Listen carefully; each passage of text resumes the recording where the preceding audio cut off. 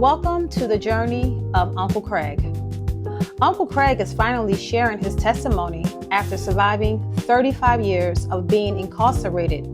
His story is of pain, redemption, and God's unshakable grace.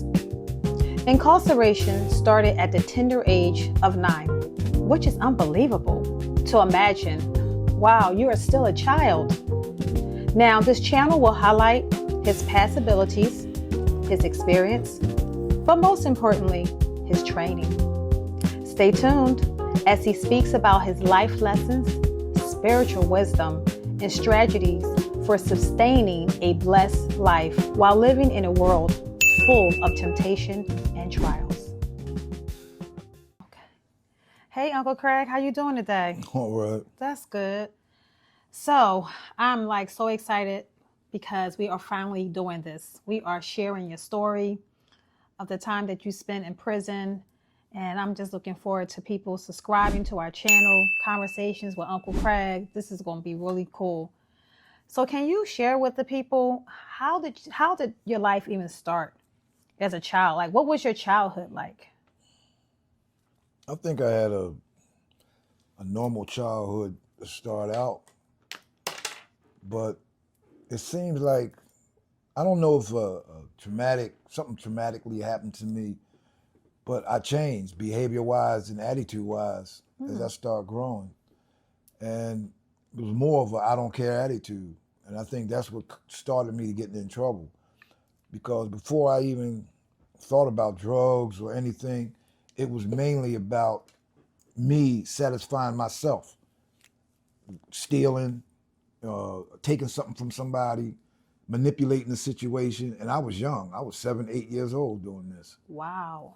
So, and at times, as I got older, I always thought that I was born bad, because I can't think of nothing bad that really, really happened to me. Well, it was abuse in my life, okay, physical abuse, as far as beatings, okay, but back then, everybody was getting beatings like that. I mean, it wasn't like I was the only one getting beatings.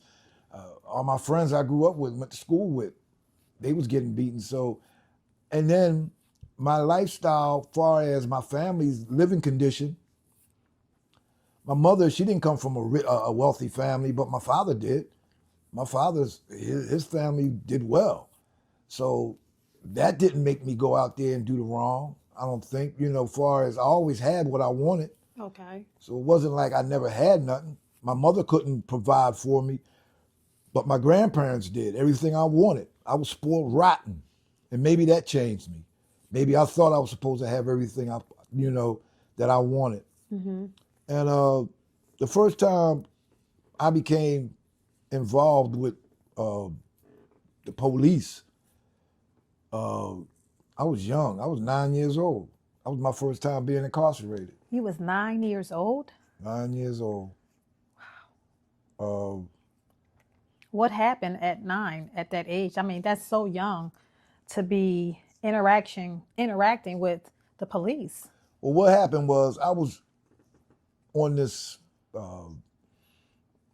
college property playing basketball, shooting hoops. And a couple of the students, the college kids, they came out there and asked me why was I in their yard shooting hoops. Then they start calling me the N-word. And one thing led to another. They threw my ball out in the street. It got pushed up the street by cars running over it and everything. Then they started pushing me back and forth to each other, and calling me the N-word. So what I did was, when I left, this white woman, she was in a yard next door to the university. She was hanging up clothes. And she said, "Leave him alone. What are you doing?" And they left me alone. And the first thing I thought about was revenge. Revenge. And I was young. I went and found me a soda bottle on the way going to the gas station. I bought some gasoline. I took the gasoline and I went down into their basement and I poured the gasoline all over the basement and I lit it. All over whose basement? The university. I was in their basement where the house where the kids, was harassing me. Right. And students start running out the building and all that, and I'm standing across the street, and I'm watching this. And it had to be, something had to be wrong with me for to stand there and watch a building, being burnt. From across the street too. Right, and as if I wanted to be responsible, like I wanted to take on that responsibility. Like, yeah, I did it, and I wanted to see what I did. And this lady that protected me earlier, telling them guys to leave me alone, turned around and pointed me out to the cops and said, "That's the guy I seen run out the basement." And they came and locked me up. That was my first time being incarcerated for arson. I went to a youth study center. My first time being away from my family. Mm-hmm. And that experience right there was my first experience being away and being around other convicts, even though we was young. The mentality and the attitude is the same. Mm-hmm. And then I turned around and I went to court and everything. I got out because I explained to the judge what happened, and he believed me. Okay. He believed that I was called the N-word, and that beefed up my anger. Okay. And he was a black judge. So I guess so he can understand. He understood where I was coming from. The DA wanted me to go to a juvenile facility, but my grades was kind of good at the time. So he said, "No, I'm not going to destroy this young man's life behind." Nobody got hurt. University had to pay, they tried to get my mother to pay restitution. She said, "No, I'm not doing that either." You know what I mean? We're going to just leave it like it is. I'm putting Craig on 3 years probation. Okay. And that was it. At 9 years old, you were put on probation. Yep. Wow. This is why it's so important to subscribe to this channel. There's so many things to unpack for a child to be 9 and they were already dealing with some type of crime or just interaction with the police. So go ahead. But see, that was part of the system's way of getting us in the system. See, the whole process is when you go through jail, right? Once you get that conviction, you're marked. And that conviction, either you can get it up off of you, but if you continue to keep doing the same thing over and over again, that's going to just get worse. And they know this. They know that probation eventually turns into being incarcerated. Because they know the average person is not going to change, because they're going to think they beat the system like I thought. I thought because I got probation, I beat the system. I beat the case. I didn't beat the case. That was a conviction. They gave me probation on the streets instead of putting me in jail. That's what that was. But what the system does is to get you entrapped in that environment. Probation was something that they came up with to ease up on overcrowdedness in the prisons, because a lot of guys had meatball cases. Meatball case is something like, stealing, shoplifting, laundering, stuff like that. So, and even some top crimes like burglary and robbery can get you probation. But what the way the system looks at it is like this. Okay, we got you now, and we're going to put you out on the streets. And if you don't act right, you know where you're going. You're going to jail. Okay. So a lot of guys always say, "I beat the case." How do you beat a case when you got probation? But that's the way they made us think, because we didn't get no time in jail. We got time out on the streets. So that gives what it did for me. Okay. Was it gave me I got another shot to go out there and do what I like doing, stealing. So you literally looked at it as another way to continue the same behavior. To continue the same behavior.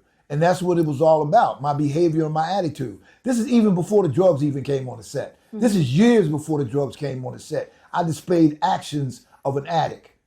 Okay. With my behavior and my attitude, okay? And attitude and behavior coincides with each other, and your attitude has to be a crappy attitude in order for your behavior to be a crappy. Because you're not going to have a good attitude and a crappy behavior.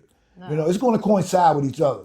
So I had a bad attitude because I thought that everything should, I blamed a lot of people around me. I blamed my poverty. I blamed the white man. I blamed everybody as I was coming up, just to give me an excuse to do the things that I was doing. Okay? I came up with a quote years ago. This is on my last sentence I was doing. Okay. I was doing 8 years. And I came up with a quote that I was going to use when I come home. I said, I'm going to use this whenever I start trying to get in trouble, whenever I think about selling drugs, whenever I think about being around those people, man, that are not in my best interests, until I hate the consequences of my behavior more than I enjoy the consequences of my behavior, Yeah. I would always be sick. And I had to put the passion that I put in my negativity and my acts, I had to put the same type of passion, okay, into hating it, my behavior and my attitude. See, because I was in love with my behavior and attitude. I thought that it was, I was entitled to it. I'm poor. I'm black. I don't have nothing. You know what I mean? So I thought I was entitled to do all the things I was doing. So, last question. How did your mom deal with this? I mean, you're a child, age 9. What was her mind frame like at this time? I mean, you are her first child, is that correct at this time? First one. Okay, so break that down a little bit. Well, it wasn't the typical family like you usually have. Okay. My father, he stepped off when I was 5. So at the time when he stepped off, my mom had me and my sister and my other sister. So my mom had 3 kids and he stepped off on her. And that created anger in me. That fed the anger that I already had in me. And I guess, and then my mom, she was trying to deal with it and she was going stressed. She was 18 years old when she married my father. She dropped out of school. She had me. She got pregnant when she was in school with me. So a lot of tension and anger and attitude, and it was a physical abuse. Okay. My mom used to whoop my ass. Excuse the language.